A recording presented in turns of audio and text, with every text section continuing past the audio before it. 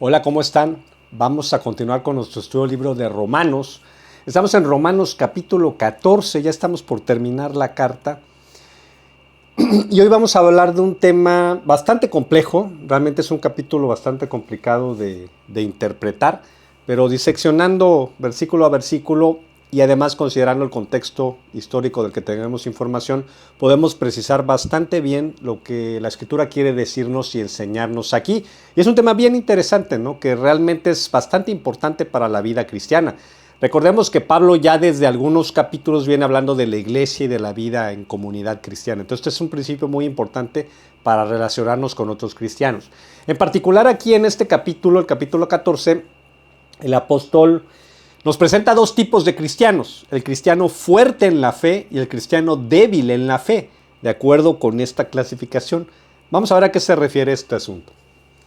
Dice el versículo 1 del 14, dice, recibid al débil en la fe, pero no para contender sobre opiniones, no para discutir y argumentar. Porque uno cree que se ha de comer de todo, otro que es débil come legumbres. O sea, hace que los hermanos que sean vegetarianos y veganos son débiles en la fe, no es cierto.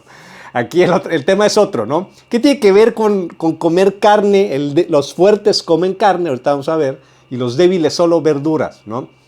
¿A qué se está refiriendo aquí el apóstol? Nuevamente, aquí es clave el contexto histórico. Tenemos mucha información histórica sobre este tiempo, sobre lo que estaba pasando.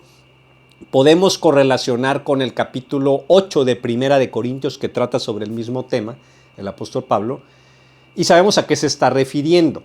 Okay, ¿con qué tiene que ver? También tenemos mucha información de literatura judía, el Talmud y el Mishnah, obras religiosas judías que hablan sobre estos temas y por eso sabemos a qué se refiere. Okay. Bien, el apóstol Pablo escribe la carta a los romanos entre el 56 y 57 después de Cristo. Unos, ¿qué será? En el 49, o sea, 8 años antes, en el 49 después de Cristo, el emperador Claudio había expulsado a los judíos de Roma, sacó a todos los judíos de la capital del Imperio Romano de Roma, porque había muchos problemas justamente entre judíos y cristianos, así como los hubo desde inicios del movimiento cristiano en Jerusalén, ¿no? Evidentemente, ¿por qué? Porque, bueno, el cristianismo propiamente dicho sale del judaísmo, ¿no? Podríamos llamar, es un corte que sale del cristianismo, que sale naturalmente del judaísmo, y pues los judíos lo veían como una secta hereje, ¿no? Entonces empezaron a haber broncas desde el inicio y también en Roma hubieron muchos problemas, ¿no? Muere el emperador Claudio unos cuantos años después, y después de que muere en el 54 después de Cristo, regresan los judíos a Roma, se levanta la prohibición.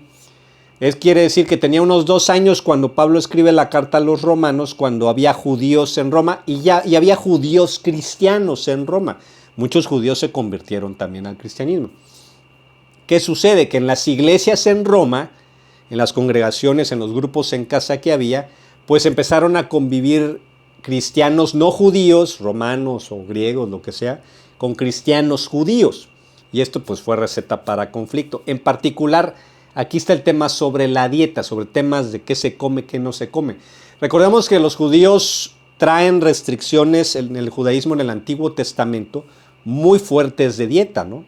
Entre muchos alimentos que no podían comer, pero también se les había instruido en la Torá, en la ley judía, es decir, los 5 primeros libros de la Biblia, que por ejemplo los israelitas no debían comer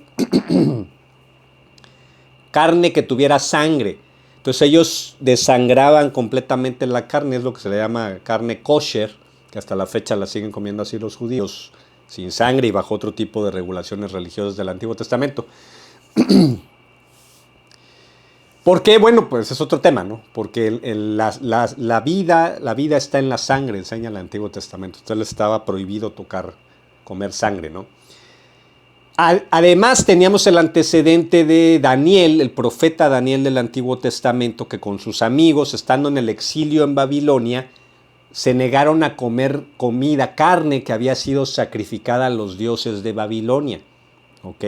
Entonces, de ahí viene que los judíos fueran muy estrictos en el tipo de comida y particularmente de carne que comieran, ¿no? Es famosa todavía de hoy la dieta de Daniel, la dieta del profeta Daniel, que era agua, vegetales y no sé qué otras cosas, ¿no? Pero bueno, viene de ahí, ¿no? Y entonces los judíos, como pueblo excesivamente religioso, porque así se les enseñaba y se les mandaba en el Antiguo Testamento, ¿no? No toques esto porque te contaminas moralmente, no comas esto porque es, ¿cómo se le llamaba? Porque es inmundo, es alimento inmundo, ¿no? Es impuro, entonces no lo debes de tocar y esto, ¿no? Eran muy cuidadosos ellos con qué tocaban, qué se relacionaban y eso. Entonces tienes que en la ciudad de Roma, pues no podían ellos, no sabían, si no preparaban ellos mismos la carne o la compraban con judíos que siguieran el método kosher, no sabían si esa carne realmente cumplía con todos los requerimientos para comerla, ¿ok? Peor aún, en las ciudades romanas, las ciudades grecorromanas, ¿sí? Había templos paganos a los dioses romanos, los dioses griegos, ¿no? Que Zeus, Afrodita, Apolo, no sé, todos estos dioses de la mitología griega, que eran adorados por los romanos también. ¿Y qué sucedía? Tenían un mito, parte de la mitología es que Hércules, has escuchado de Hércules, ¿no? Bueno, llega este héroe Hércules ante Zeus, el rey, el padre de los dioses, y le llega a presentar una ofrenda de carne, precisamente, ¿no? En esta historia, pero le trae 2 bolsas. En una bolsa llevaba pura carne, puro filete, y en la otra llevaba huesos, vísceras, piel, todo lo que, el desperdicio, ¿no? Y le dice a Zeus, Zeus pues no es como el dios, bueno, para empezar no existe Zeus, pero no es como el dios de la Biblia, era un dios al que podías engañar, ¿no? Es un dios, no es un dios infinito. Entonces le dice, ¿cuál quieres, Zeus? ¿Cuál de las 2 quieres? Te traje esta ofrenda. Zeus se equivoca y agarra la bolsa con el hueso y todo eso, ¿no? Y Hércules se lleva la carne buena, ¿no? Y así le presenta la ofrenda y se lleva la carne. Entonces de ahí, en los templos grecorromanos, de los templos paganos, iban a presentar sus sacrificios llevando animales para ser sacrificados, los presentaban, pero se llevaban la carne, ¿no? Podían comerse la carne y buena parte de esa carne se la dejaban al sacerdote que les hacía el ritual del sacrificio. Entonces tenías que en los templos paganos había mucha carne de muy buena calidad y normalmente los templos tenían un restaurante al lado en donde servían esa carne, ¿no?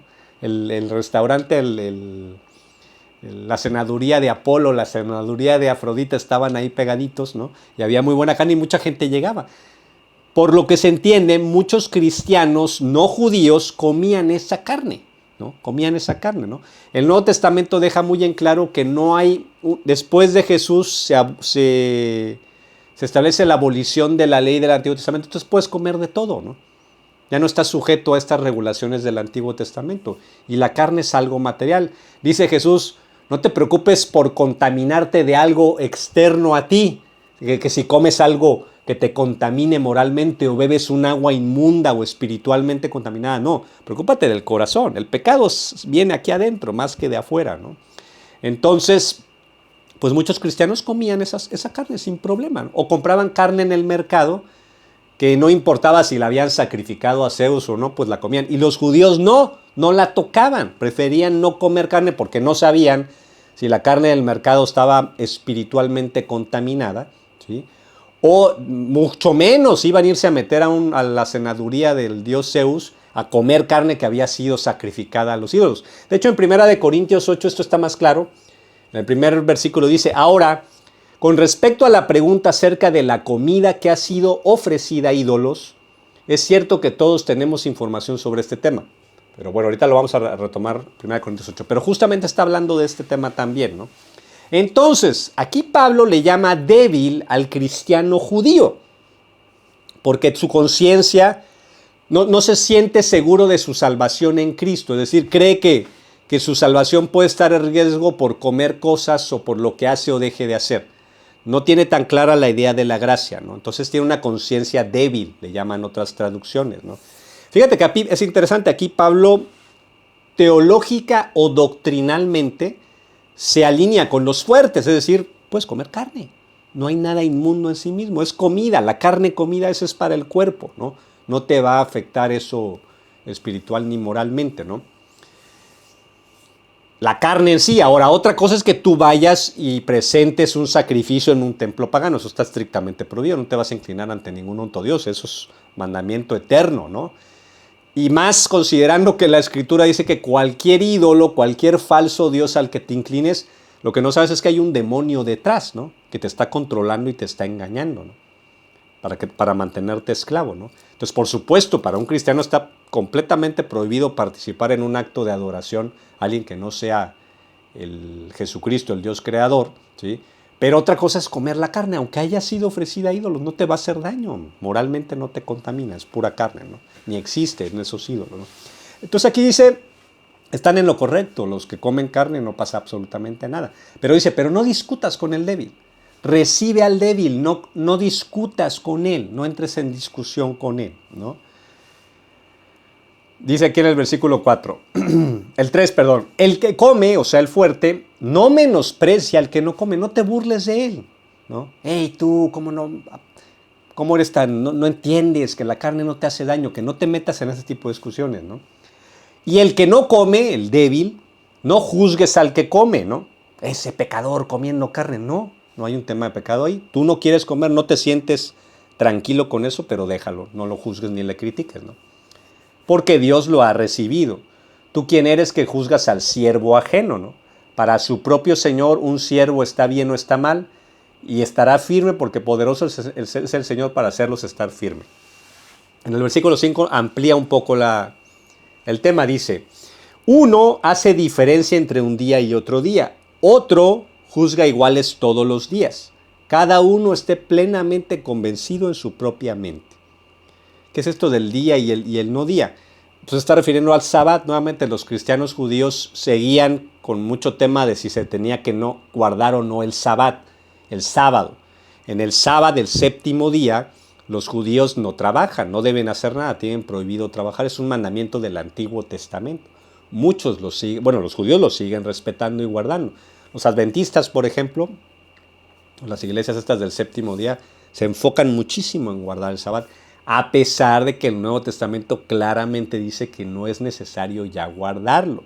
Colosenses, por ejemplo, dicen, Colosenses 2:16, por lo tanto, dice el apóstol Pablo, no permitan que nadie los condene por lo que comen o beben. Nuevamente, ¿no? No tienes por qué ser juzgado por lo que comes o bebes, porque es comida o bebida. O porque no celebran ciertos días santos como el Sabbat, ni ceremonias por luna nueva, ni los días de descanso. Ojo, no solo era el Sabbat, en el calendario judío del Antiguo Testamento había muchos días religiosos, muchos festivales, ¿no? La fiesta de las primicias, la fiesta de los tabernáculos, la fiesta de Pentecostés, la fiesta de la Pascua, Entonces los judíos, cristianos judíos, seguían guardando ese tipo de rituales, ¿no? Y criticaban a los cristianos que no eran judíos que no los guardaban, ¿no? Porque ellos lo seguían viendo como algo santo, cuando el Nuevo Testamento dice, no importa los días, no importa lo que comes, esas son cosas materiales, ¿no? De hecho dice el versículo 17, esas reglas son solo sombras de la realidad que vendrá, y Cristo mismo es esa realidad. Fíjate qué interesante, está diciendo, todas esas leyes del Antiguo Testamento, que si el Sabbat, que si los festivales, que si el no comer sangre, que si el no comer animales como el cerdo, mariscos, etc. Todo eso apuntaba a Jesucristo. Qué interesante. Es un tema muy aparte, pero es muy profundo, ¿no? Y es grandioso. Esto es increíble porque es profecía en código, ¿no? Por ejemplo, tienes la fiesta de la Pascua, ¿no? Les daban instrucciones muy rigurosas de cómo celebrar la fiesta de la Pascua, donde tenían que sacrificar un animalito, un corderito que no tuviera defecto. Todo era un símbolo, era una sombra de Jesús, que iba a venir el Cordero de Dios que quita el pecado del mundo, alguien sin defecto, sin mancha de pecado, y que iba a ser sacrificado para que comiéramos de eso y pudiéramos ser perdonados, ¿no? La fiesta de las primicias, 3 días después de después de la Pascua, si no me equivoco, era cuando salían los primeros brotes de la cosecha, las primeras plantitas de la cosecha. Jesucristo resucitó en el día de la fiesta de las primicias. Es la primer cosecha de la vida eterna que habrá de venir. Es el primero que regresa de la muerte. Jesús es la fiesta de las primicias. La fiesta de las primicias, con todos lo que tenían que hacer los judíos, era una sombra de Jesús, de que iba a venir. 49 días después de la Pascua, al 50º día, es decir, Pentecostés, la fiesta de Pentecostés, la cosecha completa. En el día de Pentecostés es la venida del Espíritu Santo que se derrama sobre todos los creyentes, la cosecha de vida eterna para todos los que recibieron a Jesús. Es decir, cada parte que vemos, cada ley, cada regla, el Sabbat mismo, el Sabbat descansa. Tienes que descansar, no trabajes. Era un símbolo de que podemos descansar en la obra de Jesús, que no te tienes tú que ganar la salvación, que Jesucristo ya trabajó por ti, su trabajo en la cruz, y puedes reposar, puedes descansar y confiar en Él, que te va a dar vida eterna sin que tú te lo ganes. Entonces, todo esto del Antiguo Testamento era una sombra de Jesús. Por eso está diciendo el apóstol Pablo, ya vino Jesús, esto ya no lo tienen que guardar. Pero los cristianos débiles, que les llama aquí, seguían con una conciencia muy sensible. ¿Será que esto es santo? ¿Lo tengo que seguir haciendo? ¿Está mal que no lo haga? Y estaban atados por este tipo de cosas y entraban en discusión con los que no se veían así, con los fuertes en la fe, como les llaman. 6-8 dice, el que hace diferencia entre un día y otro, lo hace para el Señor, y el que no, para el Señor también lo hace. El que come carne, para el Señor come y da gracias a Dios. El que no come carne, para el Señor, queriendo agradar al Señor, no come y da gracias a Dios. Así que ninguno de nosotros vive para sí ni muere para sí, pues si vivimos para el Señor vivimos, si morimos para el Señor morimos. Así que sea que vivamos o muramos, del Señor somos. O sea, el cristiano débil lo trata de hacer porque cree que es lo correcto, es lo que está haciendo aquí el apóstol Pablo. Tal vez no está tan bien informado, no ha entendido muy bien que ya no es necesario guardar esas reglas, no se siente cómodo haciéndolo. Tal vez Dios mismo permitió que tuviera esa regla ahorita vamos a hablar de esto, para protegerlo de algo, ¿no? Entonces por eso le dice al cristiano fuerte, no te burles de él, no lo menosprecies, no lo maltrates, no entres en discusiones con él, aunque tengas la razón. Y al otro le dice, tú no critiques, al que lo hace, al que come carne, al que no guarda el Sabbat, al que no guarda la fiesta tal, no le critiques, ¿no? El versículo 10 lo refuerza. Tú, ¿por qué juzgas a tu hermano? O tú también, ¿por qué menosprecias a tu hermano? Porque todos compareceremos ante el tribunal de Cristo, ¿no? Cada uno dará cuenta a Dios de sí. Así que ya no nos juzguemos los unos a los otros, sino más bien, aquí la traducción correcta es, sino más bien juzguen no poner tropiezo u ocasión de caer al hermano. Es decir, déjense de discusiones, ¿no? Más bien, preocúpense de que no hagan cosas que puedan hacer que su hermano caiga en pecado, ¿no? Esta palabra es importante, ¿no? La palabra aquí en tropezar es escándalon en griego, ¿no? Es hacer algo que pueda hacer que tu hermano tropiece o peque o se equivoque, ¿no? Por ejemplo, y a mí me pasó esto con unas personas que caerían en la categoría de débiles en la fe, ¿no? Cristianos, ahorita vamos a entrar en detalle con esto, ¿no? Que no pueden ni oler ni una gota de alcohol porque es pecado, ¿no? Teníamos una cena un día en casa de un familiar y había gelatina de rompope, ¿no? Entonces, pues nosotros comimos la gelatina de rompope y ellos cuando se enteraron, me acuerdo perfectamente cuando se les sirven y se les dijo que era rompope, se quedaron con la cuchara en la mano, ¿no? Porque ¿cómo voy a comer alcohol, no?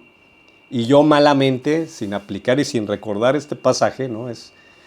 No pasa absolutamente nada, ¿no? No te estás emborrachando, no estás haciendo nada, cómasela, está bien buena la gelatina. Y me acuerdo perfectamente de la expresión en el rostro de esta hermana que se la comió, pero como, santo Dios, como que estoy cometiendo un pecado capital, ¿no? Por ejemplo, yo no debí de haber presionado, ¿no? No presiones, no hagas nada que ponga tropiezo u ocasión de caer al hermano, ¿sí? Porque esto es bien delicado, por eso el tema aquí importante el tema que tenemos que tener es bien importante. Puedes hacer que un hermano tropiece. Ella se comió la gelatina al final, pero no se la comió convencida. ¿Qué pasa? Que violó su conciencia, ¿no? Yo le puse tropiezo ahí a la hermana, violó su conciencia porque no se sintió cómoda, no estaba segura si estaba haciendo o no. Y me voy a adelantar al versículo 20, no estoy orgulloso de esto, Al versículo 22 dice, ¿tienes tu fe? Tenla para contigo delante de Dios. Bienaventurado el que no se condena a sí mismo en lo que aprueba. Ella no estaba probando comer la gelatina de rompope, pero lo comió. Pero el que duda sobre lo que come, justamente lo que pasó esa vez, el que duda sobre lo que come es condenado porque no lo hace con fe. No está convencido de estar haciendo lo correcto delante de Dios. Y todo lo que no proviene de fe es pecado. Entonces provoqué que la hermana pecara en su conciencia, ¿no? Y eso no es bueno, porque si tú empiezas a violar tu conciencia, luego se hace más fácil violarla. Y puedes pasar a escalones mayores de que sean verdaderamente pecado. No tanto que fuera pecado que comiera la gelatina, ya lo vimos, ¿no? Sino que el violar su conciencia sí es delicado. Entonces tenemos que tener mucho cuidado con este principio que se nos presenta aquí en el capítulo 14, ¿no? Ahora, no quiere decir...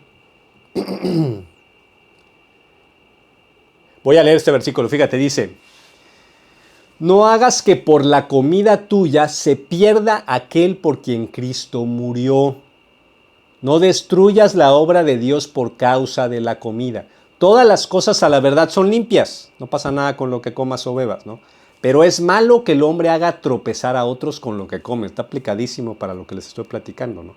Bueno es no comer carne, ni beber vino, ni nada en que tu hermano tropiece o se ofenda o se debilite. Casi, bueno es no comer gelatina de rompope, solo faltó, ¿no? Muy directo a la situación que te estoy aplicando, ¿no? Nada que haga que tu hermano tropiece o se ofenda o se debilite, ¿no? Entonces fíjate el tema, ¿no? Aquí la exhortación es: eres tú fuerte, tienes esto claro, no pasa nada con comer gelatina de rompope, disfrútala, ¿no?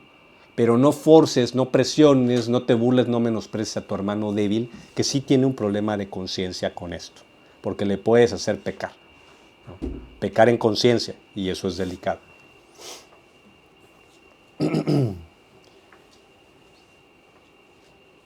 Tú dirás: bueno, lo bueno que ahorita ya no tenemos esos temas, ¿no? No tenemos ese tema de la carne sacrificada a los ídolos y otros. Bueno, te acabo de poner un ejemplo que sí sigue aplicando perfectamente este versículo, igual que el resto de la Biblia, ¿no? Con el caso de la gelatina de rompope, pero hay 1000 casos, ¿no? El cristiano que no se puede acercar ni a 1 kilómetro de una gota de alcohol, los que no entrarían nunca a un lugar, por ejemplo, que tuvieran, no sé, una imagen de Buda ahí, aunque no te vas a inclinar ante la imagen, nada, pero no entrarían a un lugar así, ¿no? El cristiano que no iría a una fiesta quizás donde haya música que sea mundana, que no sea música cristiana, porque se va a contaminar espiritualmente, ¿no? Estas son cosas que si tú eres un cristiano de la categoría que cae aquí en lo que dice Pablo de los fuertes, tú dirías: qué tontería, ¿no? Mi salvación está segura en Cristo, en la obra que hizo Jesús. No, lo que yo haga, estas cosas no me van a afectar, ¿no? Diferente es que yo estuviera inclinándome o adorando o emborrachándome otras cosas. Eso ya cruza una línea, ¿no? Pero hay cristianos que sí tienen una conciencia que todavía puede ser por ignorancia de la palabra, puede ser porque no la entienden bien, por una mala instrucción de la palabra, ¿no? Por tradiciones muy arraigadas, o puede ser porque Dios les haya colocado ahí una restricción. Ahorita vamos a ver este ejemplo. Por eso tenemos que tener esto muy claro. Ojo, cuando dice: no hagas que por culpa tuya se pierda tu hermano, no quiere decir que va a perder su salvación. No es que esta hermana perdió su salvación por comer la gelatina de rompope, ¿no? Se refiere a que puede tropezar y puede llegar a una situación grave de que se desvíe su caminar con Cristo, ¿no? Que empiece a violar su conciencia repetidamente y se vaya alejando del camino correcto de seguirle, de obedecerle, ¿no? Entonces, por eso la exhortación aquí para el cristiano débil es: no presiones, no te burles, no discutas.